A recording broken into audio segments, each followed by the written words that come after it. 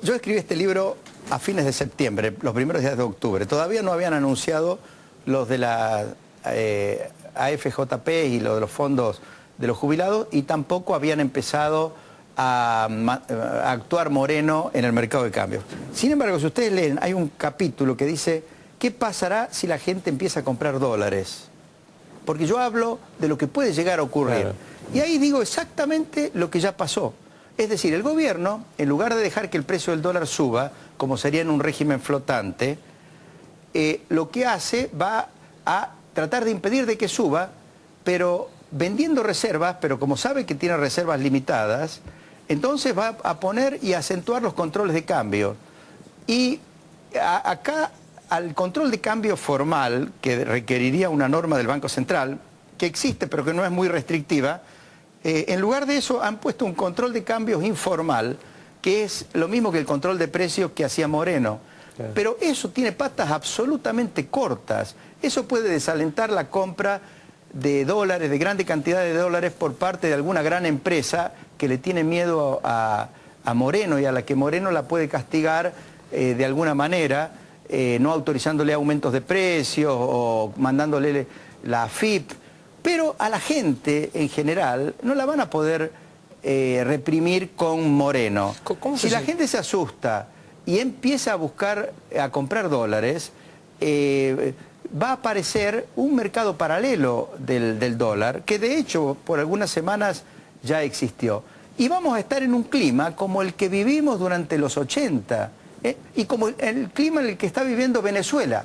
Porque yo creo que tal como vamos en la misma dirección que Venezuela. En Venezuela, pese a la gran cantidad de dólares que por el petróleo ingresan al país, resulta que el mercado paralelo está a casi el doble del precio del mercado oficial. Doctor, esta semana lo aludieron varias veces el gobierno. Dijeron, volvimos al Estado, dejamos el negocio que se hizo en los 90 con las AFJP, donde las AFJP fueron usurarias, no vamos a hacer las políticas neoliberales de los 90. Probablemente usted represente más que nada los 90 para los argentinos. ¿Qué dice ante esto? Bueno, que están absolutamente equivocados. Yo diría que, más que equivocados, son irracionales, porque van en la dirección opuesta a la que está yendo el mundo. El mundo, todos los países que hoy mantienen el crédito abierto y que pueden aplicar políticas de reactivación de demanda interna e incluso que pueden devaluar un poco sus monedas para compensar la caída de los precios internacionales, son los países que han seguido con las políticas de los 90, que han seguido con disciplina fiscal, sobre todo con disciplina monetaria, que es muy, muy importante. Entonces, cuando había gran afluencia de dólares y los precios internacionales eran muy altos, todos esos países dejaron apreciar sus monedas, como el caso de Brasil. Por eso ahora Brasil pudo depreciar sin ningún impacto inflacionario. Pero como nosotros, con la teoría del dólar alto, en el momento en que deberíamos haber dejado que el peso se valorice, mantuvimos muy desvalorizado al peso y muy alto el valor del dólar, y eso alimentó todo un proceso inflacionario interno. Ahora, cuando deberíamos dejar que el precio del dólar suba para compensar la deflación internacional y para facilitar una cierta reactivación interna, nos encontramos con que si el precio del dólar se escapa, la gente se asusta, lo va a hacer escapar mucho más y vamos a entrar en una espiral inflacionaria infernal. Mi última pregunta, Domingo, sería esta, Entonces, ¿no? están, lo que me decía Luis respecto de los 90, están totalmente equivocados. Lo que están haciendo es lo contrario a lo que indicaría cualquier buen doctor o cualquier buen médico a un enfermo como la Argentina, ¿no? Entonces la última pregunta sería esta, Domingo. Yo saco esta conclusión de lo que usted dice, a lo mejor estoy equivocado, pero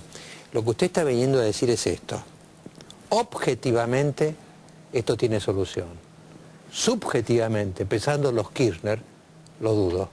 Pensando en los Kirchner y pensando en los que le podrían hacer un golpe a los Kirchner. Porque podría haber un golpe institucional como el del 2001 y podría venir otro gobierno. Yo creo que si viniera un golpe institucional en este momento, con la ideología que predomina en los críticos al gobierno de Kirchner, estaríamos peor todavía. Perdón, pero no puedo dejar. ¿Usted ve que hay alguien que quiere un golpe a Kirchner? No, pero en algún momento No, yo no creo que haya alguien que quiera un golpe. Pero podría llegar a ocurrir que los Kirchner mismos se fueran y le dejaran el problema a, por ejemplo, al vicepresidente, a Cobos. Una cosa es un Cobos elegido vicepresidente en el presidente en el 2011, ya con una mayoría parlamentaria y habiendo hecho una campaña electoral y habiéndose sincerado la situación de la economía argentina. Y otra cosa es, por ejemplo, Cobos haciéndose cargo ahora del gobierno, y ahí yo lo veo a Duhalde armándole el gobierno, y la misma gente que estuvo en los inicios del gobierno de Kirchner, como por ejemplo Labaña y los del Plan Fénix y todos los que fueron los ideólogos del periodo Duhalde y principios del gobierno de Kirchner, volviendo al gobierno en una situación de reemplazo de los Kirchner. Yo creo que ese es peor el remedio que la enfermedad. A mí me gustaría que esa gente trate de ayudar a los Kirchner ahora a salir del entuerto en el cual se metieron juntos. Porque como yo señalo en este libro, el problema inflacionario no viene de ahora, del año 2005, 2006, 2007, como señala por ejemplo Labaña, viene desde el 2002.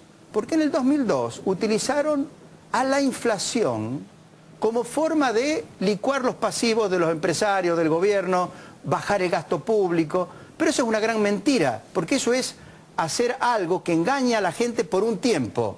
Pero justamente ese es el grave problema de la inflación, que es una forma mentirosa de resolver los problemas. Pero cuando uno mete la mentira en la economía, cuando uno mete la inflación en la economía, crea mecanismos que espiralizan la inflación, un mecanismo de contagio que hacen que sea una enfermedad que se va metiendo en todos los rincones de la economía y contra la cual después es muy difícil de luchar.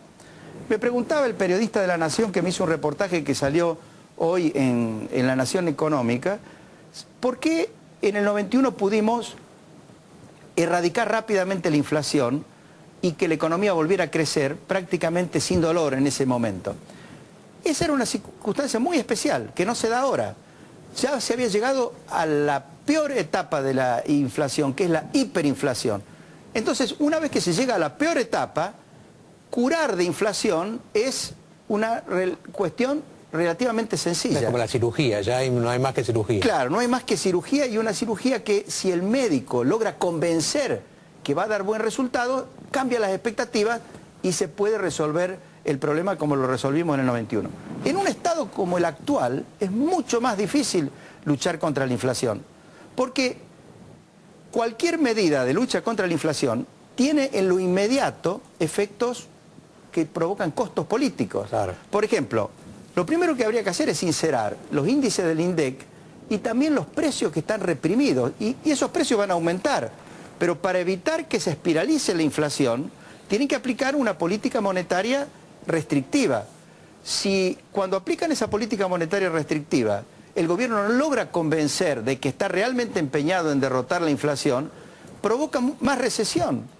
Y si baja la recaudación impositiva y entran a tener déficit y no tiene crédito el país, entonces la única forma de financiar ese déficit es con emisión monetaria. La gente ve que emiten mucho, se asusta, compra dólares, se escapa el precio del dólar. Esa película la vimos ya. Esa la vimos. Ese es el Rodrigazo, que es el peligro que hay en el horizonte. Pobre Rodrigo. Rodrigo no tuvo la culpa y yo en el libro lo señalo, pero era un gobierno ya tan débil. Se convirtió en un símbolo. Que claro, que él destapó la olla y después el gobierno era tan débil que no pudo controlar un efecto limitado de ese resorte que saltaba, ¿no?